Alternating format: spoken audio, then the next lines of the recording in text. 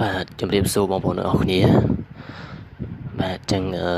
សម្រាប់ការធ្វើវីដេអូបង្រៀនពាក់ព័ន្ធជាមួយនឹងមេរៀន topic បាទចឹងមួយរយៈមុនគឺខ្ញុំបានធ្វើច្រើនវីដេអូហើយក៏មានបងប្អូនមួយចំនួនគាត់បាទឧស្សាហ៍ចូលមើលក្នុង channel របស់ខ្ញុំដែរបាទអញ្ចឹងអឺបាទដោយសារតែការងាររវល់ផងបាទដោយសារតែបាទបញ្ហាមួយចំនួនផងក៏អត់បានថតវីដេអូជាបន្តបន្ទាប់អញ្ចឹងឥឡូវនេះគឺខ្ញុំមានពេលទំនេរខ្លះដែរក៏ឆ្លៀតក្នុងការថតវីដេអូមួយចំនួនទាក់ទងនឹងការរៀន topic បាទរវាង EPS topic ហើយនិង topic នេះគឺវាខុសគ្នាបាទខុសគ្នាបាទបើនិយាយពីលទ្ធផលនៃការប្រឡងហ្នឹងគឺវាក្នុងគោលដៅផ្សេងគ្នាEPS topic ហ្នឹងគឺសម្រាប់តែបងប្អូនដែលពួកគាត់ត្រៀមបាទដើម្បីទៅបាទទៅធ្វើជាពលករបាទមានន័យថាទៅធ្វើការងារនៅប្រទេសកូរ៉េតែម្ដងបាទមានន័យថាប្រសិនបើយើងជាប់ EPS topic គឺយើងមានឱកាសក្នុងការទៅធ្វើការនៅប្រទេសកូរ៉េចំណែកឯ topic នេះវិញគឺជា the test of proficiency in Korean បាទមានន័យថាការប្រឡងតេស្តសមត្ថភាពភាសាកូរ៉េបាទប៉ុន្តែសញ្ញាបត្រដែលយើងបានពី topic នេះគឺវាមានតម្លៃណាមានតម្លៃជាង EPS topic បាទយើងអាចយកវាទៅប្រើនៅក្នុងការដាក់ការងារនៅក្នុងការយកអាហារូបករណ៍ទៅរៀនបន្តថ្នាក់អនុបណ្ឌិតនៅកូរ៉េបានបើសិនបើបងប្អូនមានបំណងនៅក្នុងការក្រេបយកនៅចំណេះដឹងផ្នែកភាសាកូរ៉េឲ្យកាន់តែច្រើនបាទហើយប្រសិនបើបងប្អូនចេះ topic ណាគឺវាមិនពិបាកនៅក្នុងការទៅប្រឡង EPS topic ទេបាទមានន័យថាលំហាត់វាគឺពិបាកជាងណាវេយ្យាករណ៍ក៏ពិបាកជាងអញ្ចឹងបើយើងចេះអ្វីដែលពិបាកហើយចង់ទៅប្រឡងអ្វីដែលស្រួលគឺដូចជារឿងសាមញ្ញមកជារឿងងាយសម្រាប់យើងបាទអញ្ចឹងមានបាទមិត្តភ័ក្តិក៏ដូចជាកូនសិស្សរបស់ខ្ញុំមួយចំនួនដែលគាត់រៀនមិនមែនរៀន EPS ទេប៉ុន្តែគាត់រៀនផ្សេងបាទគាត់រៀនសភៅផ្សេងឬក៏រៀន topic បាទប៉ុន្តែគាត់ទៅប្រឡងគឺបានបន្ទុកខ្ពស់អាចដល់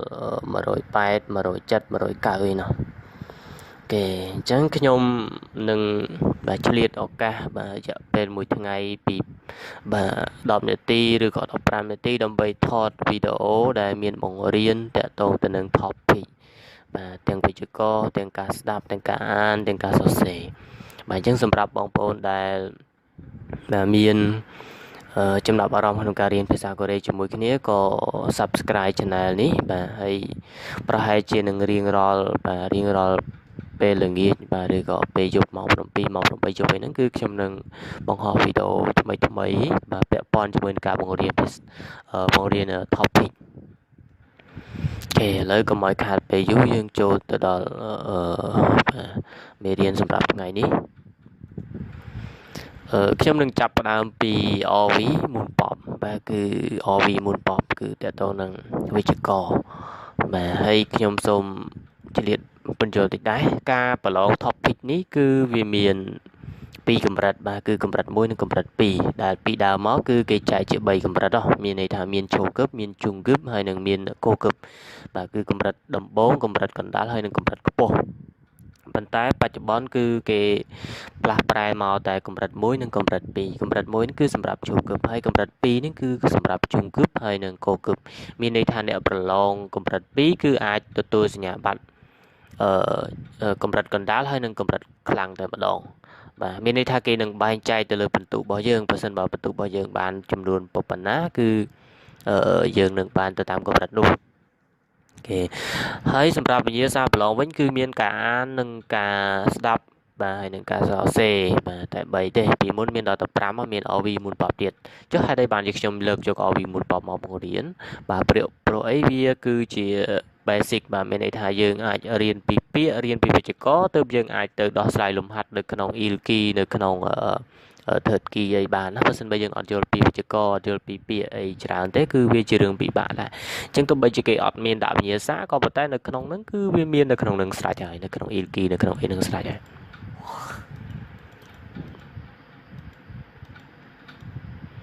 បាទអញ្ចឹងនេះជាលំហាត់បាទលំហាត់បែប កម្រិតជួងគឹបបាទកម្រិត2បាទខ្ញុំអត់បង្រៀនកម្រិតជួងគឹបទេបាទអញ្ចឹងគឺវាអាចនឹងពិបាកខ្លះដែរអូខេបាទអញ្ចឹងយើងនឹងចូលទៅលំហាត់តែម្ដង다음 빈칸에 알맞은 것을 그리십시오. 다음 빈칸에 알맞은 것을 그리십시오. ចឹងលំហាត់នេះគឺគេឲ្យយើងជ្រើសរើសនៅអ្វីដែលត្រឹមត្រូវដើម្បីយកទៅដាក់នៅក្នុងចន្លោះបាទលើខ្ញុំដូរពណ៌ប៊ិចសិន in color យកពណ៌លឿងអូខេបាទអញ្ចឹងលំហាត់ទី1 어떤 일에서 최고가 되기 위해서는 더 많은 이 필요하다.បាទ 어떤 일에서 최고가 되기 위해서는 더 많은 បាទ 필요하다. អូខេអញ្ចឹងយើងមើលម្ដងមួយទាំងអស់គ្នា 어떤 일에서 នឹងមានន័យថាការងារអីក៏ដោយណាការងារអីក៏ដោយ 최고 បាទ 최고 នឹងគឺមានន័យថាបំផុតហើយ최고가 되기 위해서 មានន័យថាដើម្បីឲ្យខ្លាំងបំផុតណាដើម្បីឲ្យខ្លាយជាណាដើម្បីឲ្យខ្លាំងបំផុតឲ្យខ្លាយជាខ្លាំងបំផុតហ្នឹងគឺត្រូវការអីគេបាទ Pirohada នេះគឺត្រូវការបាទត្រូវការអីជាងគេធម៌និនបាទមន្តានេះគឺច្រើនអញ្ចឹងយើងមកមើលពាក្យទាំងអស់គ្នាបាទពាក្យបាទ Chego ហ្នឹងគឺមានន័យថាខាចាំងនុភឹមបាទមានន័យថាខ្ពស់បំផុតស៊ឹបខ្វាន់ចំណែកស៊ឹបខ្វាន់បាទនេះពាក្យពុថាក់នេះខ្ញុំគិតថាបងប្អូនចេះហើយពាក្យពុថាក់នេះយើងរៀនតាំងពីដំបូងបាទឆាល់ពុថាក់តរីមីដាបាទពុថាក់ខាមីដាគេពុថាក់ខាណានិនទេទៅជួយសើសេអូបាទពុថាក់នោះមានន័យថាពឹងពាក់ណាស៊ឹបខ្វាន់នេះមានន័យថាពីសុទ្ធឋានម៉ាល់នឹងគឺបរិទ្ធមានន័យថាជាទម្លាប់ស៊ឹបខ្វាន់ទម្លាប់គីពុនគីពុននេះវិញមានន័យថា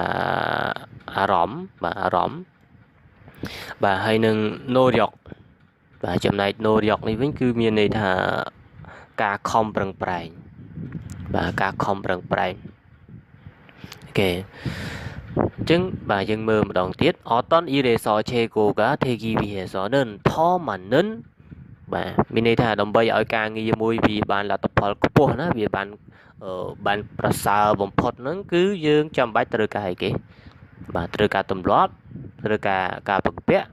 បាទត្រូវការអារម្មណ៍បាទមិនមែនទេគឺត្រូវការណូរយ៉កចម្លើយត្រឹមត្រូវគឺណូរយ៉កបាទចម្លើយត្រឹមត្រូវគឺណូរយ៉កគីភីរ៉ូហាដាបាទអត់តណូរយ៉កគីភីរ៉ូហាដាគេបាទអញ្ចឹងយើងទៅមេលំហាត់មួយទៀត고속 전철이 생기면서 이동 시간이 전보다 짧아졌다. 고속 전철이 생기면서 이동 시간이 전보다 짧아졌다. បាទគោសុកហ្នឹងគឺដូចជាគោសុកផសើអីចឹងណាតែបងប្អូនប្រហែលជាធ្លាប់ឮពាក្យគោសុកផសើអីគោសុកចន្ទឆលបាទគឺជាអីគេគឺជារថភ្លើងដែលលឿនបាទចង់និយាយពីរថភ្លើងដែលលឿន생기면ហ្នឹង생기단គឺមានន័យថាកើតឡើងបាទមានណាចង់និយាយថាវាមានមិនថាពីមុនអត់មានទេឥឡូវទើបតែមានអញ្ចឹងមានន័យថាបើសិនបើគោសុកចន្ទឆលដែលលឿនហ្នឹងល្បឿនលឿនហ្នឹងវាកើតឡើងIdong sikan នេះចង់និយាយពីពេលវេលាដែលយើងផ្លាស់ប្ដូរបាទគេពេលវេលាដែលផ្លាស់ប្ដូរមានន័យថាពេលវេលាដែលយើងរំកិលទៅមុខហ្នឹងឆនហ្នឹងគឺពីមុនផូដានេះមិនមែនប្រែថាមើលទេផូដានេះមានន័យថាជាងចាល់ប៉ាឆតសយោបាទចាល់ប៉ា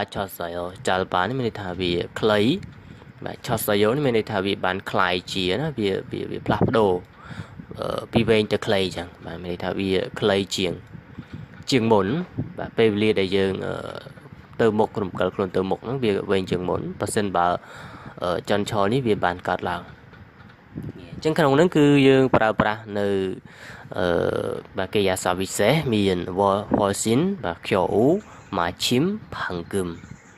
អញ្ចឹងយើងមើលម្ដងមួយថាតើពាក្យមួយហ្នឹងមានន័យថាម៉េចតែ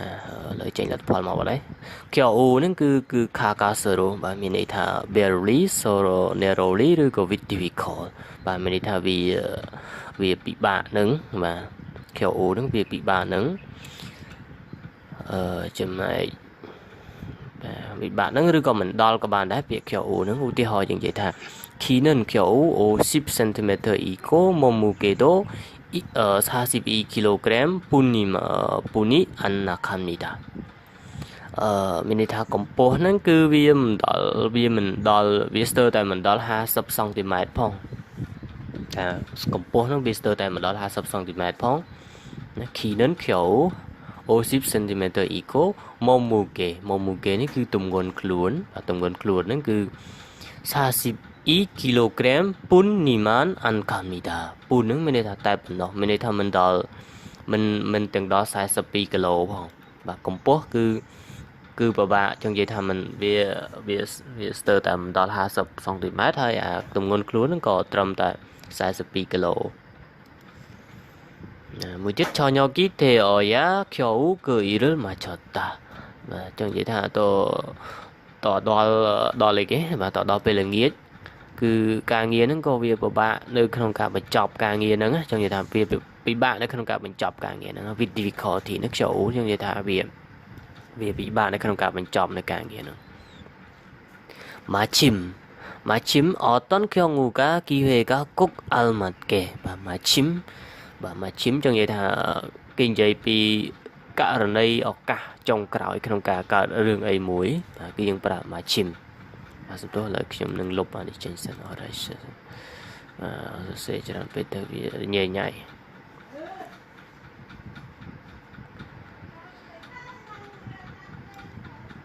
អូខេសំទោស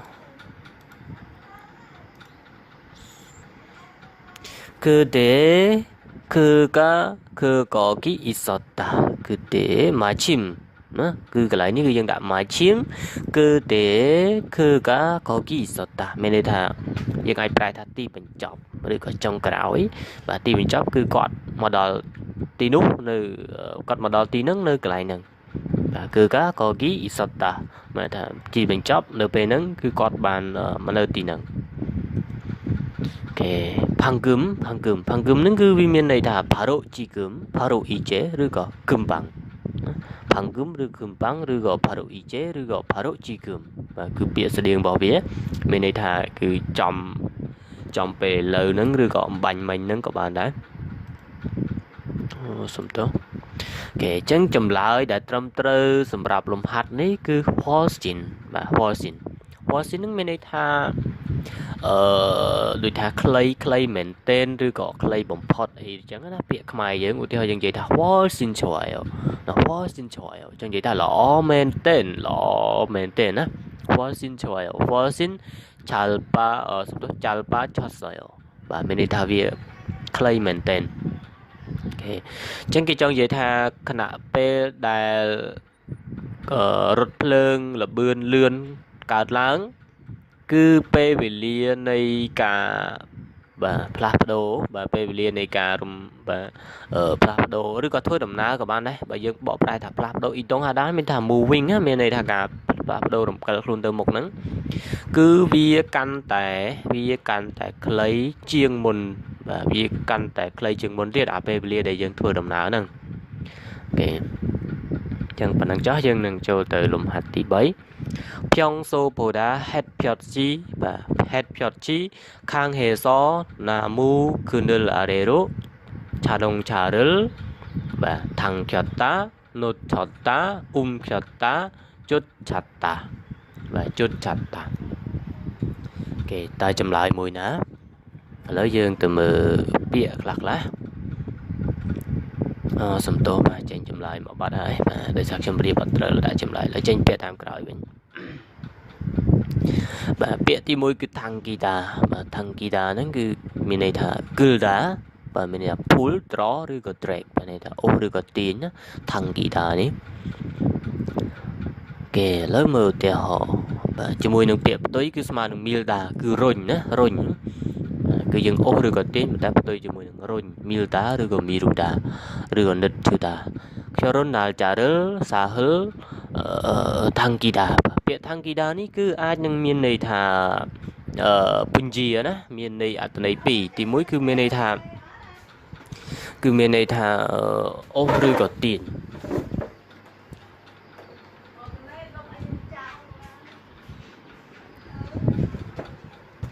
ដែលចំណែកមួយទៀតវិញគឺមានន័យថាពញាពញាពេលឧទាហរណ៍ថាខ្ញុំណាល់ចារើសាហិលតាំងចតតាមានន័យថាពញាពេលរៀបការរយៈពេល4ថ្ងៃណូឈីដាហ្នឹងគឺវាមានន័យស្តៀងនឹងពាក្យថាអ៊ីលតាឬក៏អ៊ីរ៉ផូរីដាណាអ៊ីរ៉ផូរីដាអ៊ីឈុនគីវេរឺណូឈីជីម៉ារ៉ាអ៊ីឈុនគីវេរឺណូឈីជីម៉ារ៉ាបាទមានន័យថាសូមកុំឲ្យខកខានណាយើងអាចប្រែថាខកខានក៏បានដែរខកខានឱកាសល្អអ៊ីឈុនគីវេរឺណូឈីជីម៉ារ៉ាសូមកុំខកខានឱកាសល្អ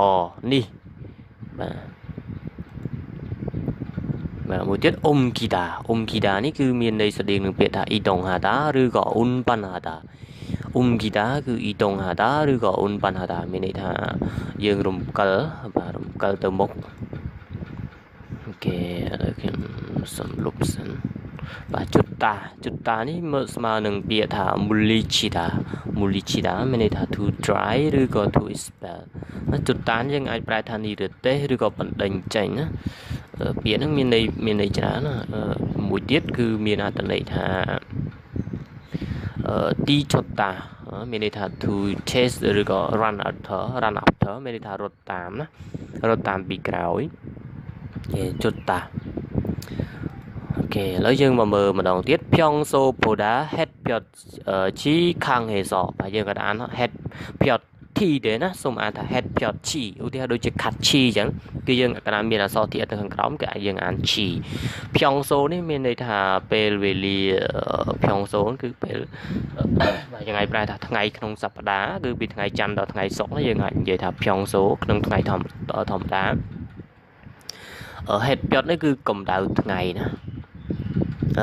កម្ដៅថ្ងៃខាងហេសនគឺខ្លាំងណាមូដើមឈើគឺនៅនឹងគឺមលុបអារ៉េគឺខាងក្រោមឆាដងឆែគឺឡានបាទអញ្ចឹងមានន័យថាដោយសារតែកម្ដៅថ្ងៃវាក្តៅជាងថ្ងៃធម្មតាណាមូគឺនៅអារ៉េរ៉ូឆាដងឆារិលឆតាបាទគឺយើងនឹងបដូរទីកន្លែងរបស់ឡានយើងនឹងបដូរឡានយើងនឹងទៅខាងក្រោមមលុបឈើវិញដោយសារតែអីគេដោយសារតែកម្ដៅថ្ងៃហ្នឹងវាក្តៅជាងថ្ងៃធម្មតាអញ្ចឹងយើងក៏បដូរឡានរបស់យើងហ្នឹងទៅខាងក្រោមម្លប់ឈើ